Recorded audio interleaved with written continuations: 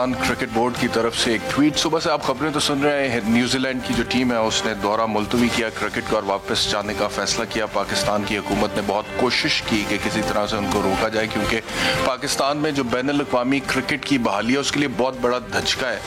Prime minister صاحب نے جسنڈا آرڈن جو نیوزی لینڈ کی پرائم منسٹر ہیں ان سے خود بات بھی کی, انہیں کنونس کرنے کی کوشش کی, لیکن وہ لوگ نہیں روک رہے. پاکستان کرکٹ بورڈ کا tweet. Earlier today, the New Zealand Cricket Board informed us that they had been alerted to some security alert and have unilaterally decided to postpone the series.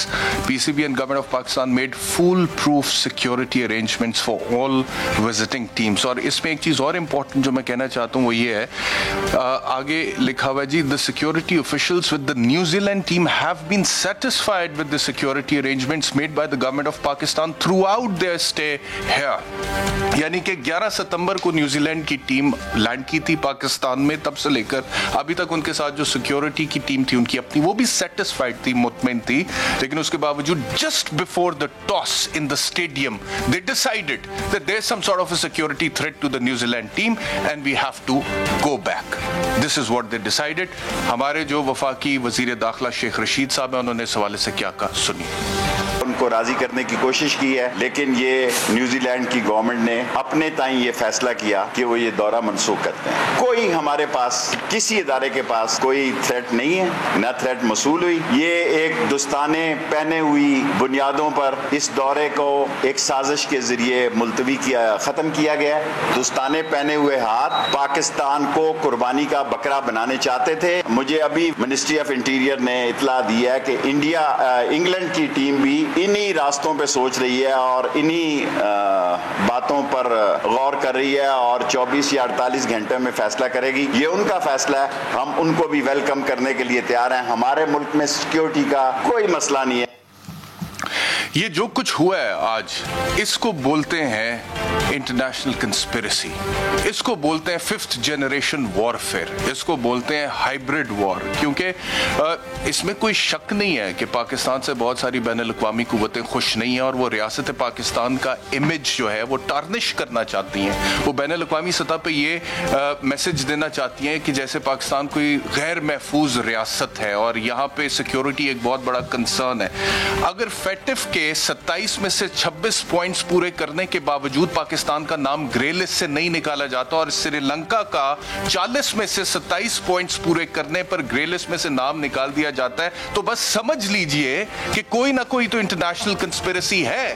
اگر برٹن ہندوستان کا نام ریڈ لسٹ میں سے نکال دیتا ہے corona کی, باوجود اس کے کہ جو انڈین ویریئنٹ ہے جس کو ڈیلٹا ویریئنٹ کا نام بعد میں دیا جاتا ہے وہ ہندوستان میں پیدا ہوتا ہے, ہندوستان کو اپنی زد میں لیتا ہے, ہندوستان میں تباہی مچاتا ہے, ہندوستان میں ریکارڈ اموات ہوتی ہیں, ہندوستان کا چہرہ پوری دنیا کے سامنے ہیلتھ سسٹم کا بے نقاب ہوتا ہے, اور اس کے باوجود ہندوستان کا نام ریڈ لسٹ میں سے برٹن نکال دیتا ہے اور پاکستان کا نام رکھتا ہے, باوجود اس کے پاکستان اس طرح سے ہٹ نہیں ہوا کورونا سے اور ہندوستانی ویریئنٹ سے بھی. تو سمجھ لیجئے کہ کوئی نہ کوئی انٹرنیشنل پالیٹکس کنسپیرسی ہے. اگر ہندوستانی فورن منسٹر یہ بیان دیتا ہے جو کہ اخبار کی سرخی بنتا ہے, دکھائے گا فل سکرین کے اوپر, ہندوستانی جو فورن منسٹر ہے اس نے کہا due to Modi government Pakistan under lens of FATF says Jaishankar at B J P virtual meeting.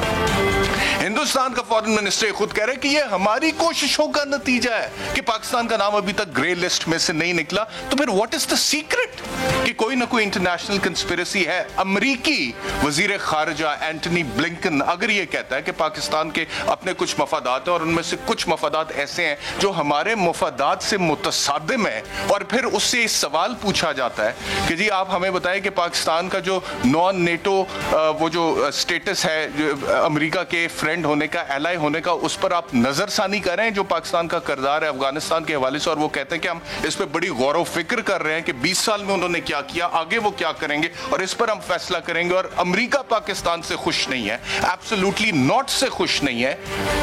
اور تو پھر آپ سمجھ لیجئے کہ پاکستان پہ کچھ نہ کچھ انٹرنیشنل پریشر ہے. یہ اینٹنی بلنکن سے جو سوال کیا وہ بھی پوچھیں اور جواب بھی سنیں. اور پھر سب سے زیادہ تکلیف تو ہندوستان کو particularly what happened in Afghanistan lately, Hindustan کی جتنی انویسٹمنٹ تھی اس پہ پانی پھر گیا. ہندوستان کی جتنی پلاننگ تھی افغانستان کے حوالے سے، افغانستان میں انڈیا فرینڈلی گورنمنٹ تھی جس کا ذکر prime minister of Pakistan CNN کو دیے گئے اس انٹرویو میں کر رہے ہیں، اس پر تو ساری پلاننگ پر پانی پھر گیا نا. تو ہندوستان تو اس وقت بہت وہ وہاں اور وہ تو خوشیاں منا رہے ہیں، اور وہ جس طرح سے اس کے اوپر جو نیوزی لینڈ نے کیا اس کے اوپر ہندوستان جو ہے وہ اس وقت وہی جو 5th جنریشن وارفیئر ہے اس کو استعمال کرتے ہوئے یہ امپریشن دینے کی کوشش کر رہے ہیں that Pakistan is not a secure state. لیکن پرائم منسٹر صاحب نے ہندوستان کی جو عزائم تھے اس کے حوالے سے کیا CNN کو سنا. تو اس طرح سے نہیں ہوتا کہ آپ 11 ستمبر کو لینڈ کریں اور 17 ستمبر کو ایک دم آپ کہیں کہ جی کوئی سیکیورٹی تھریٹ ہے، اس وجہ سے we have to go back to our country and we could not play the series. And پوری جب آپ کو سیکیورٹی دی گئی اس کے باوجود and there is a connection in all these events جو میں نے آپ کو دکھائے ہیں، one after the other you can see the connection if you just read between the lines. There are certain forces at the international level which are not happy with what Pakistan has stood for and with the stance of Pakistan on different issues regarding international politics. اور پھر وہ اپنا جو بھی کر سکتی ہیں کردار وہ ادا کرتی ہیں. اس حوالے سے بات کریں گے اب آج کے پروگرام میں کہ پاکستان میں ہم من حیث القوم کس حد تک اس کا مقابلہ کرنے کے لیے تیار ہیں، اور ہمارے آپسی اختلافات تو اپنی جگہ پر جو ہیں سو ہیں، اس کے باوجود ہم کس حد تک یکاواز ہو کر ان باتوں کا جواب دے سکتے ہیں.